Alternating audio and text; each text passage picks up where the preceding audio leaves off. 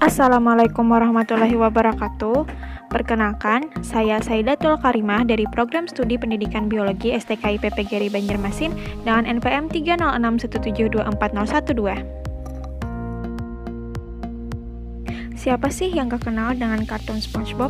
SpongeBob kan punya hobi tuh biasanya, suka nangkep ubur-ubur.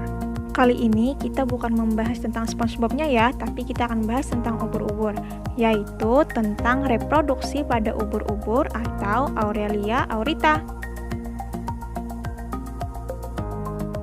Aurelia aurita termasuk ke dalam kingdom Animalia, filum Coelenterata kelas Kyphozoa, mempunyai bentuk tubuh seperti mangkuk dan tubuhnya juga lunak sehingga dikenal dengan jellyfish.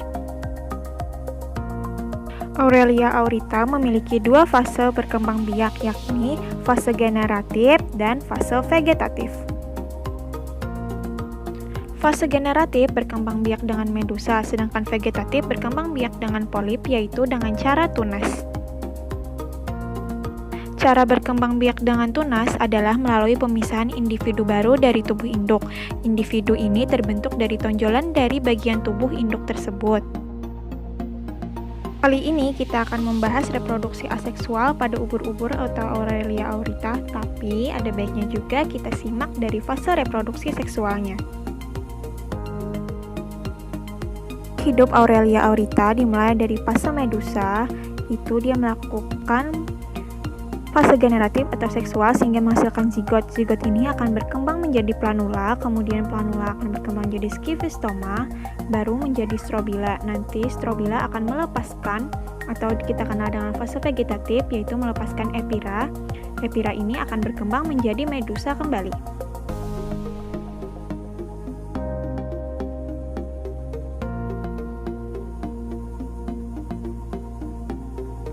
Siklus hidup dari ubur-ubur kita mulai dari fase generatif dulu. Jadi medusa jantan akan melepaskan yang namanya sperma. Sperma itu akan masuk ke medusa betina dan sperma itu mencari ovum, lalu terjadi pembuahan sehingga terbentuklah yang namanya zigot.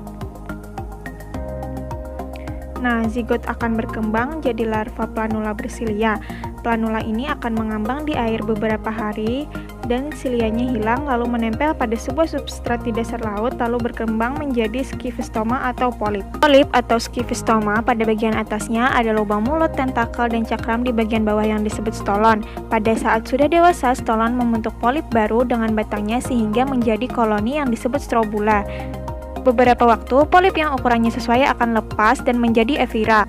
Inilah fase aseksual dengan cara tunas tadi. Nah, evira akan terus berkembang hingga menjadi medusa atau ubur-ubur dewasa. Sekian dulu dari saya, mohon maaf apabila ada salah kata ataupun dari segi isi materi. Terima kasih sudah menonton, semoga bermanfaat. Akhirul kalam, wassalamualaikum warahmatullahi wabarakatuh.